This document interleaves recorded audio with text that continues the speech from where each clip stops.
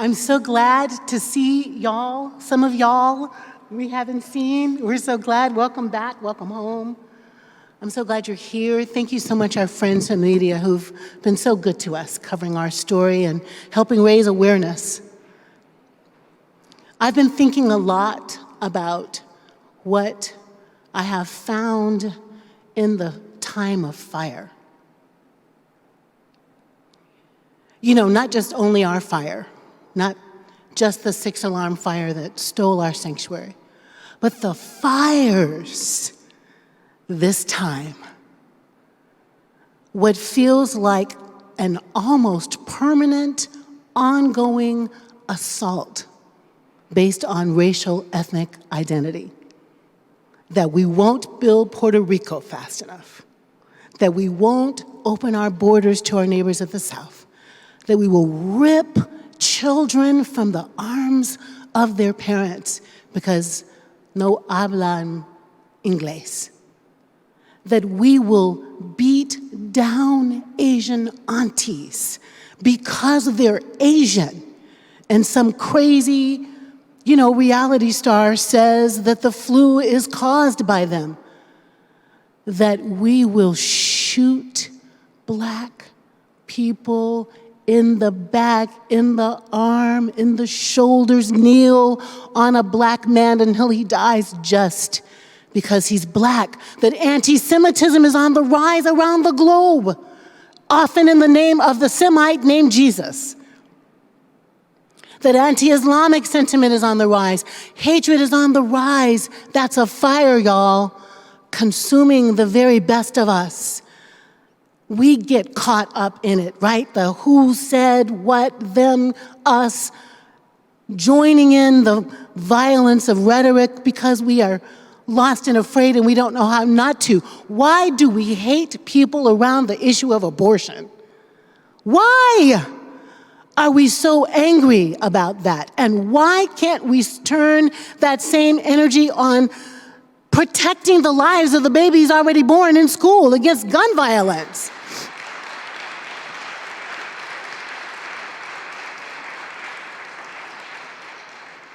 That's what I'm talking about the fires this time.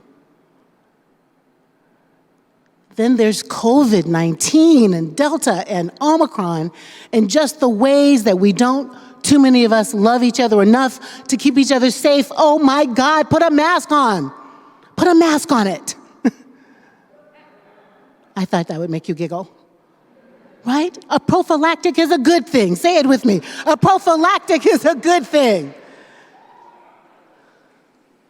And then there's just the reality of the fire that took our building and the ongoing fire. Ask the staff, ask the board. Every day there's a fire around insurance, around access to the building by the woman who caused the fire, who didn't want us to go through her space to fix the stuff she burnt down. Somebody say, I should stop there. Why? Wouldn't it just be okay to be neighborly to the neighbor you traumatized? It's been so hard to find a space good enough, almost good enough, to hold our dreams. I got a shout out to, I don't know if you know it, but Amanda's middle name is I Will Do It No Matter What, Hamburg Ashcraft, who found us a place. And here we are, and it's not a home, but it's a space, and it's a place, and we're here. We're in the season of Advent, and the season is all about waiting, but it's also about wandering. Today's lectionary text, which we did not read because we instead watched that beautiful text. Oh my goodness, right? Thank you, Lindsay, and thank you, team. Is about God coming in such a way that God raises up what's broken and evens out the high places and makes straight what's crooked. And John the Baptist is preaching that sermon, and Jesus ends up preaching that sermon, and most of us preach that sermon from pulpits often in different ways, which is to say, God will come and God will heal the world, period. But there can be times when that just doesn't feel powerful, right? Or doesn't feel true. Or we wonder, like, really, God, when are you coming? You're not here in a timely way. I am not patient.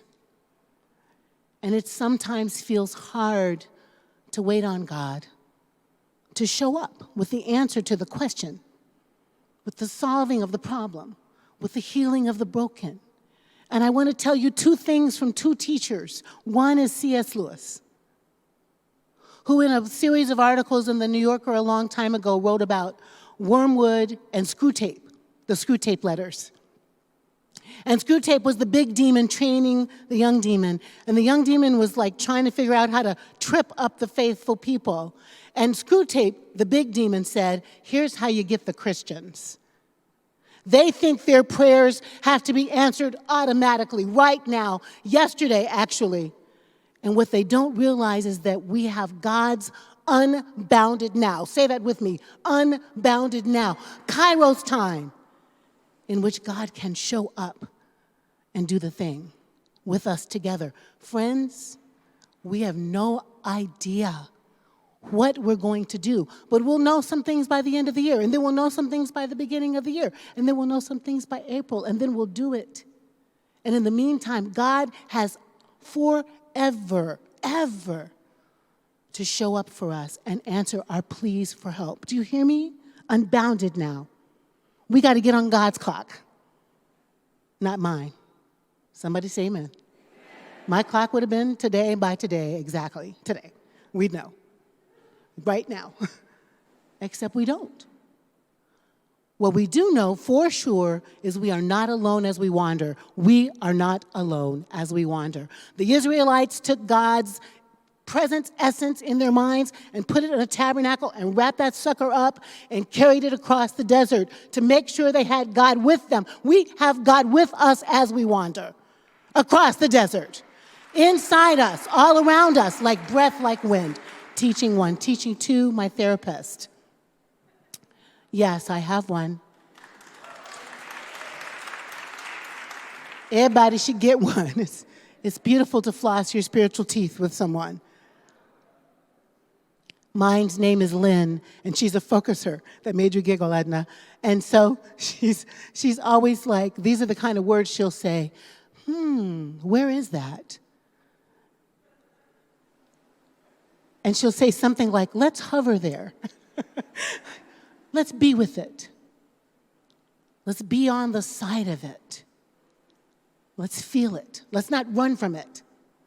I love running from things. That's why I walk fast and talk fast and work hard.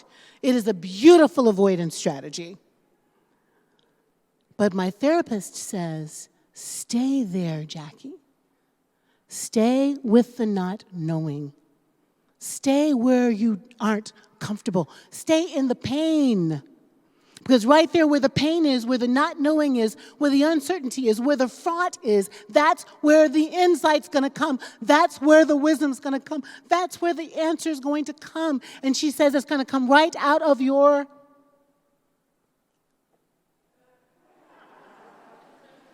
Netherlands, if you will. Because she's talking about giving birth. And whereas that's anatomically correct, I'm not a woman who's given birth, and the men, well, many of the men without the right body parts can't give birth. And so how do we as a community think about where it's going to come from? It's going to come from all of us, from our splachna, from our gut, from our body, from our heart, from our soul. Together, we are going to birth the new thing. And if we don't run from the pain, if we sit inside it, the insight for how we're going to make a new community will come to us. Not just the leaders, you. Not just the board, you. Not just the staff, you. We are going to get to the new thing together. Together. We will rise together. And we do not have to pretend that it doesn't hurt, because it does. How many of y'all have pushed a human out of your bodies? I've heard that stuff really hurts. And I heard the don't forget is some mansplain, that you in fact never forget how much it hurt.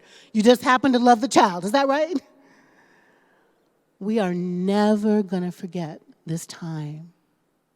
But it is socked full of lessons for each of us. I am not the same as I was last year, this time. I have had to surrender so much control, power, agency, make a long list. And the way I am in the surrendering, honestly, is more giggly when it's time to giggle. More joyful when it's time to dance with my grandbabies. Because I cannot fix the stuff that I cannot fix. And that feels a little bit like relief. Like relief. What are you finding in the fire? I'm finding surrender and smart allies and a world that loves us and a man who'll take care of me and give me free coaching and love and love and love and love and fierce love. Whatever you're finding, I want you to notice it and be on its side, to quote Lynn, and try not to run away from the insight. And together, what we learn, what we know, will change all of us and change the world. Because actually, that's our calling, and we're pretty damn good at it. Pretty damn good. So, when we get to the place that we're supposed to be at, it will show itself to us with such shininess that we will dance all over the place, celebrating. And in the meantime, we're just going to be what we are. Amen? Be what we are. Strong, resilient. Say it. Strong, resilient, grieving, mourning, sometimes laughing, dancing, shouting, fists in the air, standing up for justice. Because we are fierce love. Amen.